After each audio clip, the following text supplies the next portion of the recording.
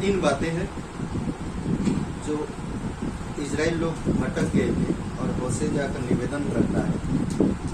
आज भी हम लोग देखते हैं प्रभु में आते हैं लोग और लोग भटक जाते हैं और फिर उनके पास्टर या लीडर जाकर उनको फॉलो अप करते हैं, उनको इंकरेज करते हैं, उनको निवेदन करते हैं संगति में बढ़ो।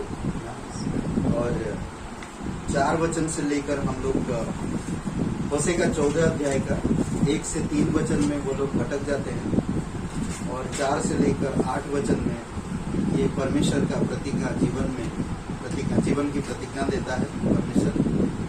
और फिर 9 वचन में हम लोग देखते हैं निष्कर्ष इसका सार। ठीक है, तो हम लोग इसमें पढ़ सकते हैं इजराइल के लोगों के लिए। पहला वचन में कहता है, हे इजराइल अपनी परमेश्वर यहोवा के पास लौटा। और ऐसा या 30-15 में भी अगर आप पढ़ेंगे तो परमेश्वर कहता है कि तुम परमेश्वर की वचन से दूर मत रहो, परमेश्वर की उपस्थिति से दूर मत रहो, परमेश्वर के वचन को सुनो, परमेश्वर के पास आओ। ऐसा है 30-15 में।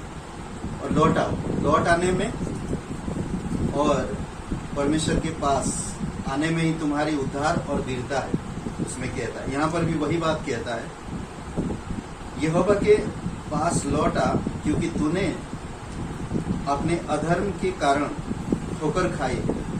अधर्म के कारण हम लोग जानने के बावजूद भी सब चीजें जानते, फिर भी हम लोग ठोकर खाते हैं। इजराइल लोग भी वही किया, आज कलीसिया में लोग भी आज वही करते हैं। कई बार बोलते हैं कि सच्चाई में, धार्मिकता में और परमेश्वर के साथ चलने के लिए बहुत मुश्किल होता है। हमारी जो पुरानी स्वभाव है वो चलने नहीं देता हमें। हमारी जो परंपराएं हैं, हमारे जो आसपास के लोग हैं और जो लोगों से हमारी मुलाकात होती, बैठते उठते हैं, जो हमारी घनिष्ठ है, आसपास के रिश्तेदार, ये सारे लोगों की वजह से हम लोग कई बार परमेश्वर की मार्ग में चल नहीं पाते हैं और हम अधर्म का साथ लेते हैं और पुरानी स्वभाव में रहते हैं। बोले ना कि एक इंसान होता है जो सांसारिक इंसान और एक होता है जो इधर भी उधर भी दोनों तरफ को रहता है। तो ऐसी चीज में हमें नहीं रहना चाहिए। इसमें बहुत सुंदर बात बोलता है कि फिर कहता ठोकर खाइए, बातें खुलकर, बातें सोच करना। क्या लिखा है? यहोवा के पास लौटा और उससे बातें कर। दूसरी वचन बातें सीखकर और यहोवा की ओर लौटकर उससे कहे, सब अधर्म दूर कर, अनुग्रह से हम ग्रहण किए जाए। ठीक है ना, यहोवा के पास आओ और उससे सीखो ना, उसके पास आओ, सीखो और यहोवा की ओर लौटकर उनसे कहो, परमेश्वर के पास आकर, कि अधर्म को दूर कर प्रभु। हम दाऊद के जीवन को देखते हैं, कई सारे ऐसे लोग हैं जो चले गए, भटके वो लोग, तकलीफ हुआ, उनके घर परिवार में अशांति आई, फिर भी वो परमेश्वर के पास आए। तो क्या कहता, जब हम आते हैं और कहते परमेश्वर अनुग्रह से हमको ग्रहण कर, तब हम धन्यवाद रूपी बलिदान चढ़ाएं। कितना अच्छा है।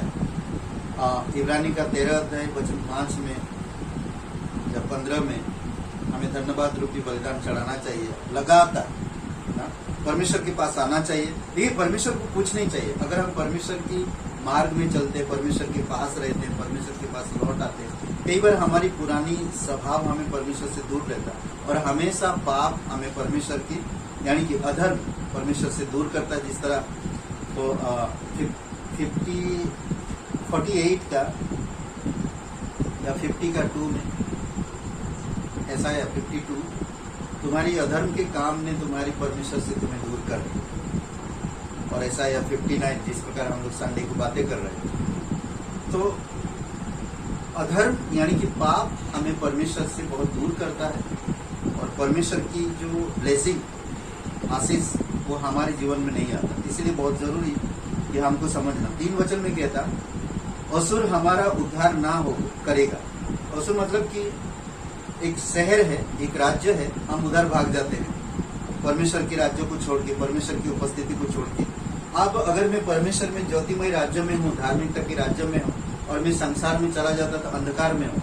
अंधकार कभी भी मुझे सही मार्ग नहीं दिखा सकता। ना मुझे संसार में कोई आश्वासन मिल सकता, ना उद्धार का आश्वासन मिल सकता, ना शांति का आश्वासन मिल सकता, और ना ही और कोई वस्तु मुझे सेटिस्फाई कर सकता है। मुझे परमेश्वर में ही कंफर्ट है और परमेश्वर ही में ही ब्लेसिंग है। इसीलिए मुझे परमेश्वर के पास आना चाहिए। असुर तुम्हारा उद्धार नहीं कर पाएगा। हम घोड़ों पर सवार ना होंगे और ना हम फिर अपनी बनाई हुई वस्तुओं से कहेंगे तुम हमारे ईश्वर हो, क्योंकि अन्याय ना, क्योंकि अनाथ क्या है, अनाथ पर तू ही दया करता है। ओके। और कई बार हमारी विचार, हमारी सोच, हमारी प्राथमिकताएं कई सारी चीजों में हमारे ईश्वर बनते हैं। इसी कारण से परमेश्वर में हम बढ़ नहीं पाते और परमेश्वर की ब्लेसिंग हमारे जीवन में नहीं आता है। तो ये कुछ चीजें दिया जो लोग भटक जाते हैं परमेश्वर की सिद्धांतों से, परमेश्वर की सिद्धता से, परमेश्वर की वचन से, परमेश्वर की घर से, परमेश्वर की प्रकाशन से और परमेश्वर की परिवार से भटक जाते हैं इंसान। हम लोग अभी गाना गा रहे थे, यीशु है सच्चा गढ़िया। वो हमारा केयर करता है। यीशु है सच्चा गढ़िया, हम उसकी भेड़े हैं। हम उसकी भेड़े। कितना अच्छा है, हम उसकी भेड़े।